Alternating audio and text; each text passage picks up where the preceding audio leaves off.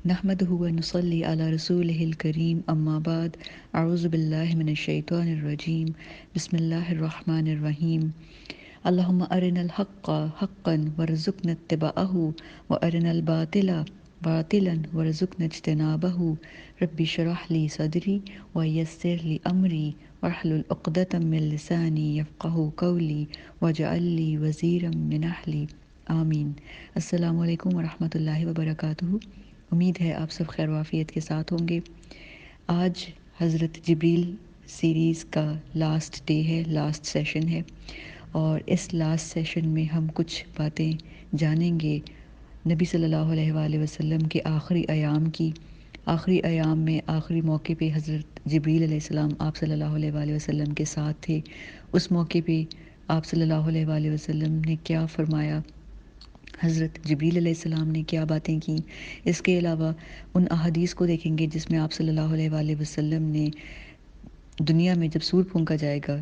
तो उस टाइम पर कौन कौन से फ़रिश्ते कैसे कैसे उनकी डेथ होगी, हज़रत जिब्रील अलैहिस्सलाम की डेथ किस तरह से होगी। तो उन अहादीस को जो हमने पहले कभी नहीं पढ़ी उनको जानेंगे इंशाअल्लाह ताला। और उसके अलावा कुछ ऐसी बातें जानेंगे जो हमें इससे पहले नहीं मालूम कि हज़रत जिब्रील अलैहिस्सलाम हमें याद करते हैं, वो हमारा नाम कैसे लेते हैं। तो आज की क्लास को इंशाअल्लाह ताला शुरू करते हैं। बिस्मिल्लाहिर्रहमानिर्रहीम। सबसे पहले वाक़या जो हम पढ़ेंगे वो है हज़रत जिब्रील अलैहिस्सलाम जब आप सल्लल्लाहु अलैहि वसल्लम के पास एक दफ़ा मौजूद थे तो अचानक आसमानों से एक फ़रिश्ता आया। ये रवायत हज़रत हाफ़िज़ इब्न रजब रदियल्लाहु ताला अन्हु से रवायत है कि एक मरतबा हज़रत जिब्रील अलैहिस्सलाम आप सल्लल्लाहु अलैहि वसल्लम के साथ बैठे हुए थे कि अचानक आसमान फटा, यानी आसमान स्प्लिट हुआ और उसमें से एक बहुत बड़ा फ़रिश्ता नाजिल हुआ और वो आप सल्लल्लाहु अलैहि वसल्लम और हज़रत जिब्रील अलैहिस्सलाम के पास आया। जब हज़रत जिब्रील अलैहिस्सलाम ने इस बड़े फ़रिश्ते को देखा तो हज़रत जिब्रील अलैहिस्सलाम दहशत और ख़ौफ से ऐसे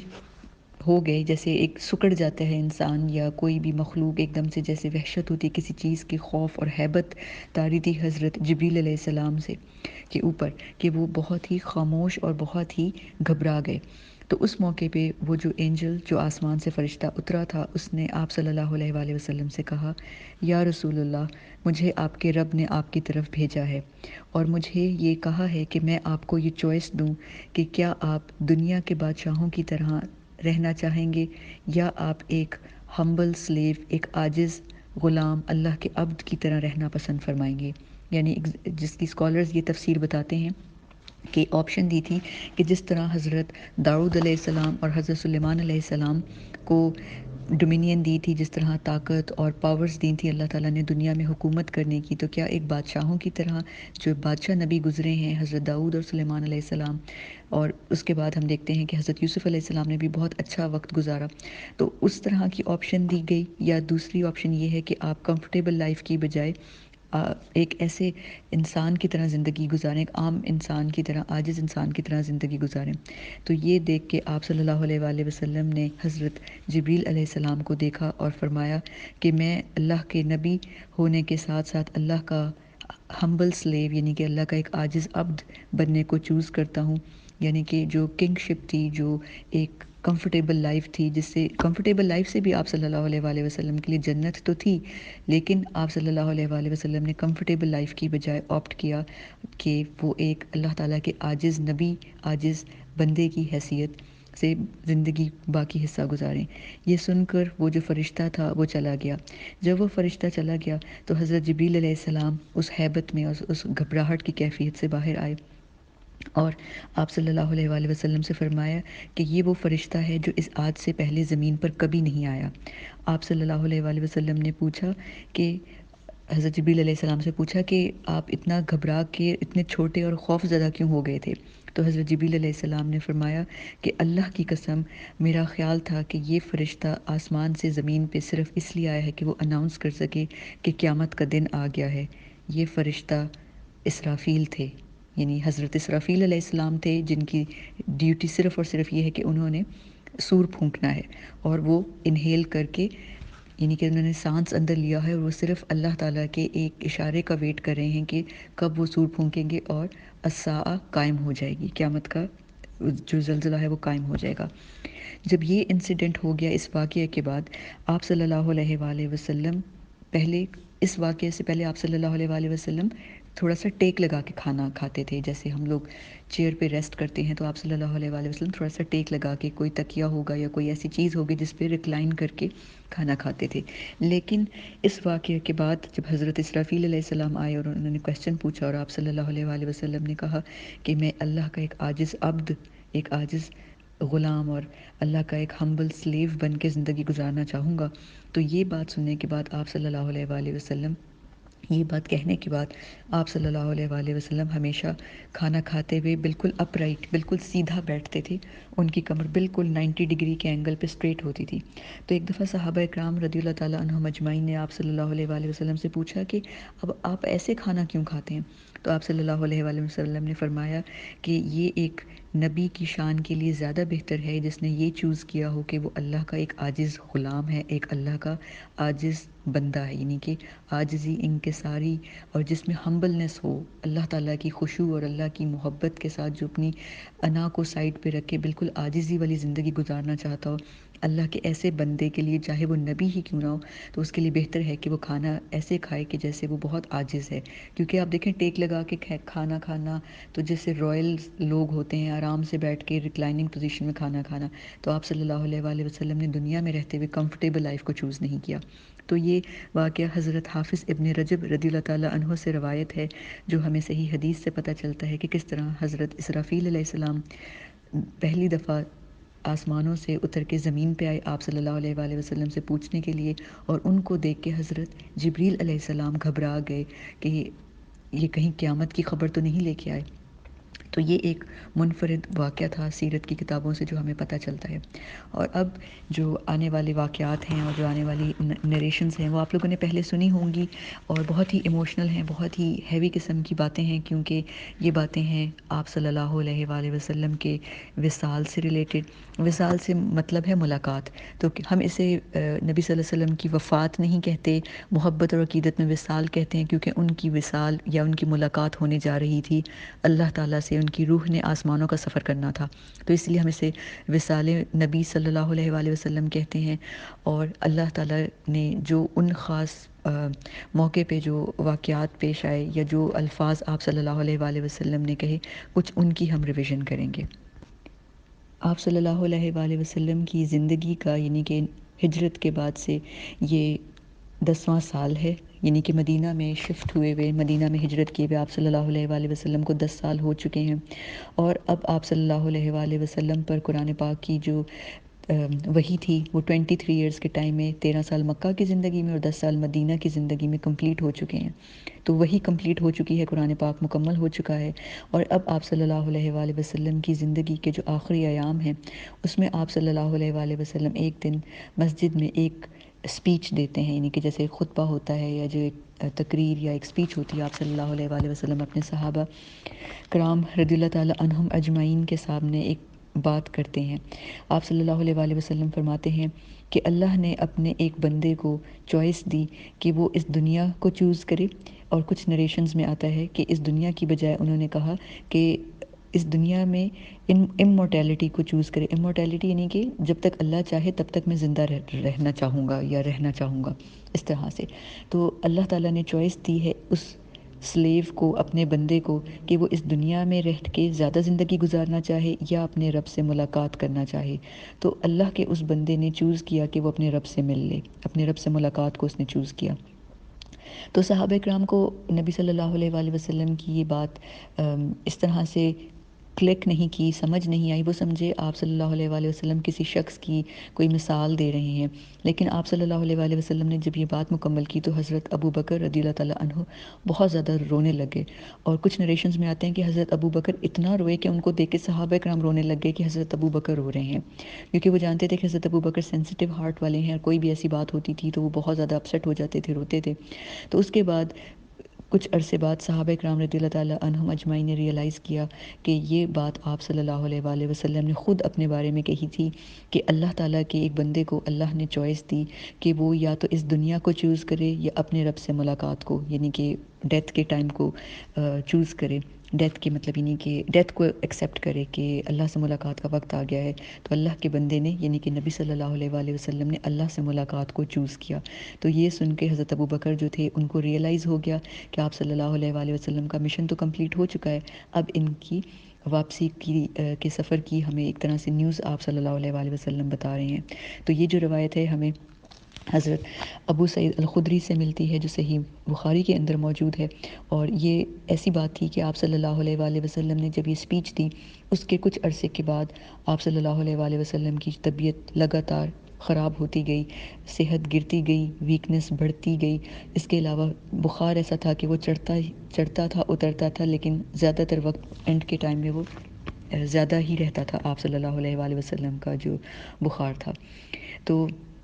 اب جو آگے کی واقعات اور روایات ہیں وہ حضرت عائشہ رضی اللہ تعالی عنہ سے مروی ہیں۔ حضرت عائشہ ان کی راوی ہیں، اور وہ کہتی ہیں کہ آپ صلی اللہ علیہ وآلہ وسلم کا جب بخار ایک دن بہت زیادہ تھا اور نقاہت فیل ہو رہی تھی، تو اس موقع پہ انہوں نے حضرت عائشہ کو کہا کہ فاطمہ کو میرے پاس بلائیں، یعنی آپ صلی اللہ علیہ وآلہ وسلم کی جو بیٹی تھیں حضرت فاطمہ، ان کو اپنے پاس بلایا۔ تو حضرت فاطمہ کو جب اپنے پاس بلایا تو حضرت فاطمہ بھی بہت زیادہ اداس تھیں، کیونکہ وہ اپنے والد کو دیکھ رہی تھی کہ وہ بہت زیادہ کمزور ہیں۔ تو حضرت فاطمہ کو اپنے پاس بلانے کے بعد آپ صلی اللہ علیہ وآلہ وسلم نے ان کے کان میں کچھ سرگوشی کی، جس کو سن کے حضرت فاطمہ بہت روئیں، اور ان کو روتا دیکھ کے پھر تھوڑی دیر بعد آپ صلی اللہ علیہ وآلہ وسلم نے ان کے کان میں ایک ایسی بات کہی جس سے وہ بہت زیادہ کھلکھلا کے ہنسیں۔ تو حضرت فاطمہ بالکل ان کی ایک ہی بیٹی رہ گئی تھیں، باقی اولاد کی تو آپ صلی اللہ علیہ وآلہ وسلم کی زندگی میں ڈیتھ ہو گئی تھی، 2 بیٹوں کی، 3 بیٹوں کی اور 3 بیٹیوں کی۔ تو جب حضرت فاطمہ کی یہ سچویشن حضرت عائشہ نے دیکھی تو حضرت عائشہ نے ان سے پوچھا کہ کیا کہا ہے نبی صلی اللہ علیہ وآلہ وسلم نے تمہیں؟ تو حضرت فاطمہ نہیں بتا رہی تھی، پھر حضرت عائشہ کے بہت زیادہ اصرار پہ حضرت فاطمہ نے بتایا کہ پہلی مرتبہ ابو نے یعنی کہ حضرت محمد صلی اللہ علیہ وآلہ وسلم نے، ابتی کہتے تھے عربک میں محبت سے، مائی ڈارلنگ فادر، میرے پیارے ابا جان، تو کہا کہ آپ صلی اللہ علیہ وآلہ وسلم نے مجھے کہا کہ جبریل ہر سال ایک دفعہ قرآن پاک میرے ساتھ ریویو کرتے ہیں، دہرائی کرتے ہیں قرآن پاک کی ہر رمضان، لیکن اس سال یعنی کہ جو ابھی گزشتہ سال گزر چکا تھا اس میں یعنی کہ جو رمضان ابھی گزرا تھا اس میں رمضان میں جبریل نے قرآن کو میرے ساتھ 2 دفعہ دہرایا، تو جو میری ویکنس ہے اس سے مجھے اندازہ ہو رہا ہے کہ میں اب یہ سال نہیں دیکھ سکوں گا، یعنی کہ میں زیادہ وقت یہ سکنس جو ہے مجھے چھوڑے گی نہیں، میں زیادہ دیر جی نہیں پاؤں گا۔ تو جب یہ بات کی آپ صلی اللہ علیہ وآلہ وسلم نے، تو اس میں یعنی کہ ایک طرف سے تو انہوں نے یہ بھی بتایا کہ حضرت جبریل علیہ السلام نے قرآن پاک کی دہرائی کروائی، یعنی کہ تمکن الوحی کہتے ہیں، یعنی کہ سولیڈیفائی کیا کہ پکی طرح سے اچھی طرح سے آپ صلی اللہ علیہ وآلہ وسلم کو وحی اور قرآن پاک جو حفظ تھا وہ ریوائز ہو جائے، اور آپ صلی اللہ علیہ وآلہ وسلم نے صحابہ اکرام سے اس کی پروف ریڈنگ سن لیں، اس کو دیکھ لیں کہ منتقل ہو گیا ہے قرآن پاک آگے۔ اور اس کے علاوہ حضرت جبریل علیہ السلام کی مینشن کے بعد آپ صلی اللہ علیہ وآلہ وسلم نے اپنی النس کے بارے میں کہا کہ یہ بڑھتی جا رہی ہے، مجھے نہیں لگتا کہ یہ مجھے اب چھوڑے گی۔ یہ سن کے حضرت فاطمہ بہت روئیں، تو پھر آپ صلی اللہ علیہ وآلہ وسلم نے انہیں کہا کہ تم مجھ سے ملنے والوں میں پہلی ہوگی، یعنی کہ اپنی بیٹی کو یہ بات بتائی کہ مطلب میں جا رہا ہوں اور میرے بعد تم سب سے پہلے گھر والوں میں ملو گی، یعنی کہ اگر ہم امیجن کریں حضرت فاطمہ جو ہیں وہ اپنی لیٹ 20s میں ہیں اور ان کے والد ان کو بتا رہے ہیں کہ تمہاری ڈیتھ قریب ہے، اور ہم دیکھتے ہیں کہ آپ صلی اللہ علیہ وآلہ وسلم کے وصال کے کچھ ماہ کے بعد ہی حضرت فاطمہ کا بھی بہت ینگ ایج میں ان کی بھی ڈیتھ ہو جاتی ہے، اور آپ صلی اللہ علیہ وآلہ وسلم نے جو انہیں کہا تھا وہ بات بھی آپ صلی اللہ علیہ وآلہ وسلم کی سچ ثابت ہوتی ہے کہ پہلے ملنے والوں میں آپ صلی اللہ علیہ وآلہ وسلم سے حضرت فاطمہ رضی اللہ تعالی عنہا تھی۔ تو اس واقعے سے کچھ عرصے پہلے آپ صلی اللہ علیہ وآلہ وسلم جب بہت کمزور تھے اور مسجد تک جانے کی ہمت نہیں تھی، تو ایک دن انہوں نے اپنی جو حجرہ تھا جس میں آپ صلی اللہ علیہ وآلہ وسلم حضرت عائشہ کے حجرے میں رہتے تھے، تو اس کا کرٹن ریموو کیا اور دیکھا کہ مسجد نبوی کی طرف دیکھا، وہاں پہ صحابہ اکرام جو ہیں وہ روز بنا رہے تھے، صفیں بنا رہے تھے، نماز پڑھنے کی تیاری کر رہے تھے۔ تو حضرت انس ابن مالک رضی اللہ تعالیٰ عنہ سے یہ بات روایت ہے کہ انہوں نے کہا کہ آپ صلی اللہ علیہ وآلہ وسلم نے جب کرٹن ہٹایا اور ایسے مسکرائے کہ جیسے قرآن پاک جو ہے مصحف کی جیسے پر جو اوراق ہیں، جو ورک، جو پیجز ہیں ورک، جس طرح وہ منور ہوتے ہیں، تو آپ صلی اللہ علیہ وآلہ وسلم کا چہرہ اتنا منور تھا اور وہ اس طرح سے ہمیں دیکھ کے مسکرا رہے تھے جیسے بہت زیادہ خوش ہوں، اور آپ صلی اللہ علیہ وسلم اس لیے خوش تھے کیونکہ انہوں نے 100 کی تعداد میں مسلمانوں کو دیکھا کہ وہ صف باندھے نماز کی تیاری کر رہے ہیں۔ تو حضرت انس بن مالک کہتے ہیں کہ آپ صلی اللہ علیہ وآلہ وسلم کے روشن اور اسمائلنگ فیس کو دیکھ کے ہم لوگ بہت ایکسائٹیڈ ہوئے، اور ہم آپ صلی اللہ علیہ وآلہ وسلم سے ملنا چاہتے تھے، آگے بڑھنے کے لیے آ رہے تھے، لیکن آپ صلی اللہ علیہ وآلہ وسلم نے ہاتھ کے اشارے سے روک دیا کہ آپ لوگ اپنی نماز کو پڑھیں یا جاری رکھیں۔ تو اس طرح سے پھر انہوں نے آپ صلی اللہ علیہ وآلہ وسلم نے اپنا جو کرٹن تھا وہ آگے کر دیا، اور اس کے بعد حضرت عائشہ رضی اللہ تعالیٰ عنہا فرماتی ہیں کہ آپ صلی اللہ علیہ وآلہ وسلم کی طبیعت اس کے بعد ناساز ہوتی گئی۔ اس موقع پہ ایک دن آپ صلی اللہ علیہ وآلہ وسلم کے پاس حضرت عائشہ کے بھائی حضرت عبد الرحمن ابن ابو بکر رضی اللہ تعالیٰ عنہ جو تھے موجود تھے، اور ان کی پاکٹ میں مسواک تھا۔ تو آپ صلی اللہ علیہ وآلہ وسلم ہر نماز سے پہلے، ان کی سنت، ان کا یہ طریقہ کار تھا کہ وہ ہر صلاۃ سے پہلے مسواک ضرور کرتے تھے کہ میں اپنے اللہ سے ملنے جا رہا ہوں، یعنی کہ نماز مومن کی معراج ہے، تو میں اپنے اللہ سے ملنے جا رہا ہوں، تو ہمیشہ اپنے دانت مسواک سے صاف کرتے تھے۔ تو آپ صلی اللہ علیہ وآلہ وسلم نے حضرت عبد الرحمن رضی اللہ تعالیٰ عنہ کی پاکٹ میں جب مسواک دیکھا تو ان کی طرف اشارہ سے مطلب آنکھیں گئیں، تو حضرت عائشہ نے دیکھا کہ مطلب نبی صلی اللہ علیہ وآلہ وسلم مسواک کرنا چاہتے ہیں، تو حضرت عائشہ نے آپ صلی اللہ علیہ وآلہ وسلم کو وہ مسواک کھول کر دی، اور آپ صلی اللہ علیہ وآلہ وسلم نے اس کو استعمال کیا، اور اس کے بعد آپ صلی اللہ علیہ وآلہ وسلم مسکرانے لگے، کیونکہ اس وقت حضرت جبریل علیہ السلام آئے۔ اور آپ یہ دیکھیں کہ آپ صلی اللہ علیہ وآلہ وسلم کا چہرہ ایسے کھل گیا، اتنے خوش ہوئے کہ ان کو پتہ تھا کہ حضرت جبریل علیہ السلام اللہ کا کوئی بہت خاص میسیج لے کے میرے پاس آئے ہیں۔ بہت بیلوڈ سائٹ تھی حضرت جبریل علیہ السلام کی۔ آج سے 23 سال پہلے جب آپ صلی اللہ علیہ وآلہ وسلم نے سب سے پہلے حضرت جبریل علیہ السلام کو دیکھا تو کس قدر گھبرا گئے تھے اور پریشان تھے، لیکن اب حضرت جبریل علیہ السلام کو دیکھ کے بہت خوش ہوئے، چہرہ کھل اٹھا۔ حضرت جبریل علیہ السلام فرماتے ہیں کہ میں یہاں آیا ہوں آپ کو یہ چوائس دینے کے لیے کہ یا تو آپ اپنے صحابہ کرام، اپنے کمپینینز کے ساتھ رہیں، اور جب تک آپ کا دل کرے آپ ان کے ساتھ رہ سکتے ہیں، یا دوسری چوائس یہ ہے، دوسری آپشن یہ ہے کہ آپ رفیق الاعلیٰ کی کمپینین شپ میں چلے جائیں، یعنی آپ اپنے رب کی طرف لوٹ جائیں، دا موسٹ ہائی۔ آپ صلی اللہ علیہ وآلہ وسلم نے حضرت جبریل علیہ السلام کی جب یہ چوائسیز سنی تو آپ صلی اللہ علیہ وآلہ وسلم نے فرمایا بل رفیق الاعلیٰ، یعنی میں چوز کروں گا رفیق الاعلیٰ، یعنی کہ اللہ تعالیٰ کو۔ اور کچھ نریشنز میں آتا ہے کہ آپ صلی اللہ علیہ وآلہ وسلم نے فرمایا اللہم رفیق الاعلیٰ، کہ یعنی میں اپنے رفیق الاعلیٰ اپنے رب کو چوز کرتا ہوں۔ حضرت عائشہ رضی اللہ تعالیٰ عنہ فرماتی ہیں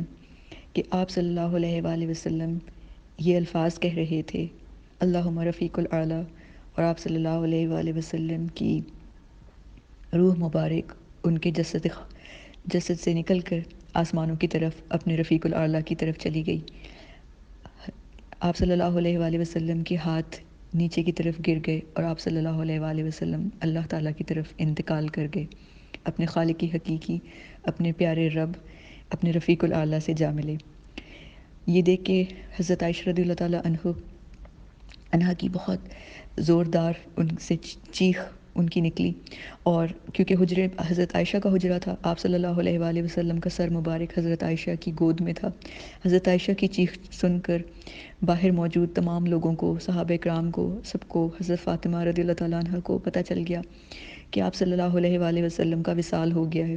اور وہ حضرت فاطمہ ساتھ والے روم میں بیٹھی ہوئی تھیں اور بہت زیادہ افسردہ تھیں، اور حضرت فاطمہ کے بہت ہی خوبصورت الفاظ تھے جو انہوں نے اس موقع پہ کہے۔ حضرت فاطمہ رضی اللہ تعالیٰ عنہ فرماتی ہیں اے میرے پیارے والد، اب آپ اپنے رب سے کتنے قریب ہیں۔ اے پیارے والد، ہم جبریل علیہ السلام کو آپ کی وفات کی خبر دیتے ہیں۔ پیارے ابا جان، جنت اب آپ کا ٹھکانہ ہے، اب آپ کے مستقل رہنے کی جگہ ہے۔ اور یہ الفاظ، یہ تینوں جو جملے ہیں کہ آپ اپنے رب کے کتنے قریب ہیں، پیارے والد ہم جبریل کو آپ کی وفات کی خبر دیتے ہیں، پیارے ابا جان جنت ہی اب آپ کا ماوا ہے، آپ کا مستقل ٹھکانہ ہے، یہ الفاظ بار بار حضرت فاطمہ رضی اللہ تعالیٰ عنہ دہراتی جا رہی تھیں اور روتی جا رہی تھیں۔ اس طرح نبی صلی اللہ علیہ وآلہ وسلم اس دنیا سے چلے گئے، اور ایک دن ہم سب چلے جائیں گے، آپ صلی اللہ علیہ وآلہ وسلم نے فرمایا کہ ایک دن آئے گا کہ جبریل علیہ السلام بھی اس دنیا سے چلے جائیں گے،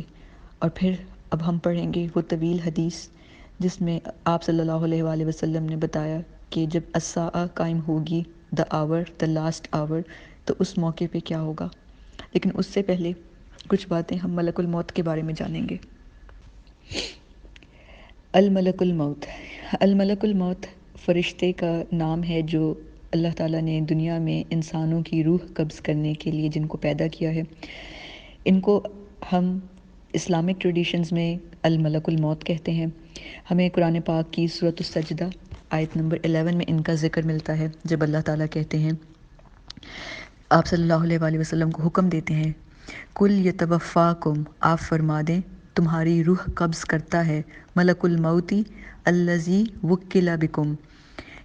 وہ جو کہ تم پر مقرر کیا گیا ہے، ثم الی ربکم ترجعون، پھر تم اپنے رب کی طرف لوٹائے جاؤ گے۔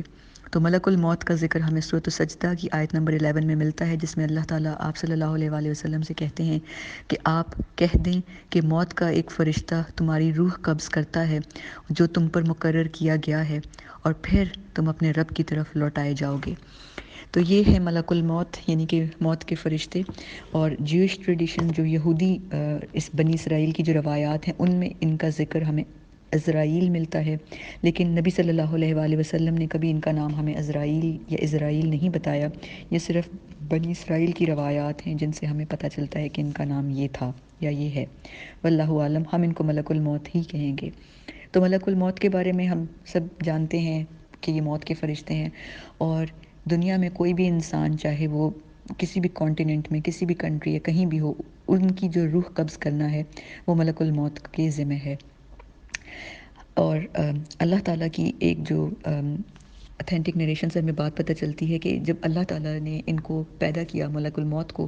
تو اللہ تعالیٰ جب فرشتوں کو پیدا کرتے ہیں تو وہ انسانوں کی طرح پیدا نہیں ہوتے ہیں فرشتے، کہ پہلے بیبی ایج ہے، بچہ ہے، پھر وہ بڑا ہوتا ہے۔ جو فرشتے ہیں وہ جب وجود میں آتے ہیں تو وہ بول رہے ہوتے ہیں، اللہ کی حمد کہتے ہوئے پیدا ہوتے ہیں، ایڈلٹ فارم میں، نورانی یہ مخلوق ہے جو پیدا ہوتی ہے، اور یہ اپنی ڈیوٹیز لے کے پیدا ہوتی ہیں۔ ان کو پیدا ہوتے ساتھ ہی ان کو بتا دیا جاتا ہے کہ آپ کے ذمہ یہ کام ہے۔ تو جب ملک الموت کو اللہ تعالیٰ نے پیدا کیا اور بتایا کہ تمہاری ذمہ ہوگا کہ زمین پہ موجود جو انسان ہوں گے ان کی روح قبض کرنا ہے، تو ملک الموت نے یہ بات سنی، اور انہوں نے کہا کہ اللہ تعالیٰ، لوگ، دنیا کے لوگ تو مجھ سے نفرت کریں گے، میرے ذکر کو پسند نہیں کریں گے، میں جب بھی بات کروں گا تو وہ افسردہ ہو جائیں گے۔ تو اللہ تعالیٰ نے ملک الموت سے کہا کہ تمہیں صرف اپنی ڈیوٹی یا اپنا جو فرض ہے وہ نبھانا ہے، جو تمہیں اسائن کیا گیا ہے، یہ میرے اوپر ہے۔ یعنی اللہ تعالیٰ نے کہا کہ یہ اللہ تعالیٰ پر ہے کہ وہ ایسے حالات پیدا کریں گے کہ انسان، یعنی کہ جو لواحقین ہیں، جو پیچھے رہ جانے والے ہیں، وہ ملک الموت کو یاد نہیں کریں گے۔ یعنی آپ ہی دیکھیں، اس کی اسکالرز یہ اس جو نریشن ہے اس کی یہ بات ایکسپلین کرتے ہیں کہ جب کسی کی ڈیتھ ہوتی ہے تو ہم یہ نہیں کہتے کہ ملک الموت نے اس کا ایکسیڈنٹ کروایا یا ملک الموت نے اس کو کینسر کروایا، بلکہ لوگ پوچھتے ہیں کہ ڈیتھ کیسے ہوئی، سڈن ہارٹ اٹیک، یا کینسر تھا، یا اچانک ایکسیڈنٹ میں ہو گئی، یا کبھی کبھی ایسے کہتے ہیں کہ سوئے ہوئے میں ہو گئی، اچھے خاصے سوئے تھے، پتہ نہیں کیا ہوا۔ تو اس طرح ہم بات کر رہے ہوتے ہیں، لیکن ہم کبھی ایسے نہیں کہتے کہ ملک الموت موجود تھے وہاں پہ اور انہوں نے کر لیا۔ اور کبھی کبھی ایسے ہوتا ہے کہ جب ہم بہت ایموشنل ہو جاتے ہیں، اور کبھی کبھی ایسے ہوتا ہے کہ خدا نخواستہ کبھی کچھ گھر ایسے ہوتے ہیں جس میں یکے بعد دیگرے، one after the other death ہوتی ہیں، 2-3 مہینے یا 2-3 دن کے گیپ سے، یا ایک ہی دن میں ڈیتھ ہوتی ہیں، تو لوگ رو کے کہتے ہیں کہ ملک الموت نے ہمارا گھر دیکھ لیا ہے۔ تو اس طرح کی باتیں بالکل نہیں کہنی چاہیے، کیونکہ ملک الموت نے ہم سب کو دیکھا ہوا ہے، اور اس نے اپنے اپوائنٹڈ ٹائم پہ ہر ایک انسان جو دنیا میں پیدا ہوتا ہے اپنی موت کا وقت ساتھ لکھوا کے آتا ہے، اور ہر ایک شخص جو دنیا میں آیا ہے اس نے واپس اللہ کے پاس جانا ہے، نہ 1 منٹ ارلی ہم نے جانا ہے، نہ 1 منٹ لیٹر۔ جو اپوائنٹڈ ٹائم ہے اسی ٹائم کے اوپر ہم نے اللہ تعالیٰ کی طرف لوٹنا ہے۔ اور بلکہ ایک ہمارے مائنڈ میں یا جو باتیں سنتے ہیں، پوسٹس آتی ہیں، اس میں ہم لوگ یہ بھی سوچتے ہیں کہ سنتے ہیں کہ کہا جاتا ہے کہ ملک الموت آپ صلی اللہ علیہ وآلہ وسلم کے پاس آئے تھے، اور آپ صلی اللہ علیہ وآلہ وسلم کو یہ چوائس دی تھی کہ وہ زندہ رہنا چاہتے ہیں یا ابھی موت کو چوز کریں گے تو ایکچولی وہ ملک الموت نہیں تھے، وہ حضرت جبریل علیہ السلام تھے جو اس وقت موجود تھے، اور وہ روایت ہمیں حضرت عائشہ رضی اللہ تعالیٰ عنہا سے ملتی ہے۔ تو ملک الموت کسی کو بھی چوائس نہیں دیتے، کسی کو بھی وہ آپشن نہیں دیتے ہیں۔ ان کے بارے میں کچھ بنی اسرائیلی روایات ہیں جو ہم تک پہنچی ہیں، اور بنی اسرائیلی روایات یہ ہیں کہ ہم سنتے ہیں اور ہم یہ کہتے ہیں کہ اگر وہ اللہ کی طرف سے وہ سچ ہیں تو ہم ان پہ ایمان لاتے ہیں، لیکن ہم یقینی طور پہ نہیں کہہ سکتے کہ کیا وہ سچ ہیں۔ مثال کے طور پہ کہ وہ بات کہ موت کے فرشتے نے حضرت ابراہیم علیہ السلام کو اپنا چہرہ دکھایا کہ جب وہ ایک نیک شخص کی روح قبض کرتا ہے تب اس کا چہرہ کیسے ہوتا ہے، اور جب ایک برے شخص کی، ایک فاسق اور فاجر کی روح قبض کرتا ہے تو اس وقت جب ملک الموت کا چہرہ حضرت ابراہیم علیہ السلام نے دیکھا تو وہ اس کی دہشت سے بے ہوش ہو گئے حضرت ابراہیم علیہ السلام۔ تو یہ باتیں بنی اسرائیلی روایات سے ہیں، یا حضرت سلیمان علیہ السلام کے پاس ملک الموت آئے تھے اور ان کے درمیان جو گفتگو ہے وہ سب ہمیں بنی اسرائیلی روایات سے پتہ چلتی ہیں، لیکن ہمیں ان کا جو نریشنز کا ذکر ہے وہ ہمیں حدیث سے نہیں ملتا، صحیح احادیث کے اندر ان کا ہمیں ذکر نہیں ملتا۔ تو ملک الموت کے ذمہ اللہ تعالیٰ نے تمام انسان جو اللہ تعالیٰ نے پیدا کیے ان کی جو روح قبض کرنا ہے اس کا ہے۔ اور کئی دفعہ اسکالرز اور سے یہ سوال پوچھا جاتا ہے، بہت لوگ کنفیوزڈ ہوتے ہیں کہ یہ کیسے ہو سکتا ہے کہ ایک وقت میں ایک شخص امریکہ میں موجود ہے اور ایک شخص کسی اور کنٹری میں موجود ہے تو اس کی ڈیتھ ہو جائے۔ تو اس کا اسکالرز یہ جواب دیتے ہیں کہ ملک الموت بہت ہی ایک مائٹی اینجل ہیں، اور کبھی کبھی ایسے ہوتا ہے کہ جیسے پلین کریشز میں ایک وقت میں کتنے لوگوں کی ڈیتھس ہو رہی ہوتی ہیں۔ تو یہ اللہ تعالیٰ کا غیب کا علم ہے کہ کیا ملک الموت کے نیچے بھی فرشتے کام کر رہے ہیں، یا ایٹ اے ٹائم اللہ نے ان کو اتنی پاور دی ہے کہ وہ سب کی روح قبض کرتے ہیں۔ یہ صرف اللہ تعالیٰ کے فرشتے، ملک الموت اور وہ جانتے ہیں۔ تو یہ جو غیب کی باتیں ہوتی ہیں اس میں ہم اتنی ڈیٹیل میں نہیں جا سکتے جب ہمارے پاس حدیث یا قرآن سے کوئی ریفرنس نہ ہو۔ تو اس کے بارے میں جتنی ہمیں انفارمیشن حدیث سے پتہ چلتی ہے ملک الموت کے بارے میں وہ یہی ہے کہ اس نے ہر انسان کو وزٹ کرنا ہے، ہر انسان سے اس کی ملاقات ہونی ہے، اور اللہ تعالیٰ کا جب حکم ہوگا، جب قیامت قائم ہوگی اس وقت ملک الموت کو حکم ہوگا کہ وہ جو ایک خاص قسم کی ہوا چلے گی تو اس میں تمام انسانوں کی جو روح ہے ان میں تمام مسلمانوں کی روح جو ہے ان کو قبض کر لیا جائے گا، یعنی کہ ملک الموت کو حکم ہوگا، اللہ تعالیٰ بالکل قرب قیامت سے پہلے دی لاسٹ آور سے پہلے ایک خاص قسم کی ٹھنڈی ہوا چلائیں گے۔ وہ ہوا ایسی ہوگی کہ جس سے وہ لوگ جو مسلمان ہوں گے ان کی ڈیتھ ہو جائے گی، اور زمین کے اوپر صرف فاسق اور فاجر اور برے لوگ رہ جائیں گے۔ تو جب اس طرح کے لوگ ہوں گے، یہ وہ وقت ہوگا جس وقت زنا اور زیادہ کامن ہو جائے گا، برائی اپنے عروج پہ ہوگی، قتل ہوگا، اور صرف منافقین اور برے لوگ، کافر، اس طرح کے لوگ رہ جائیں گے۔ یہ وہ وقت ہوگا کہ جب ہم نے، جیسے آپ لوگوں نے بھی ہسٹری میں سنا ہوگا، پڑھا ہوگا، اسلامک ہسٹری میں جو پروفیسیز ہیں قرب قیامت کی جو نشانیاں ہیں جو آپ صلی اللہ علیہ وآلہ وسلم نے بتایا کہ خانہ کعبہ کو جو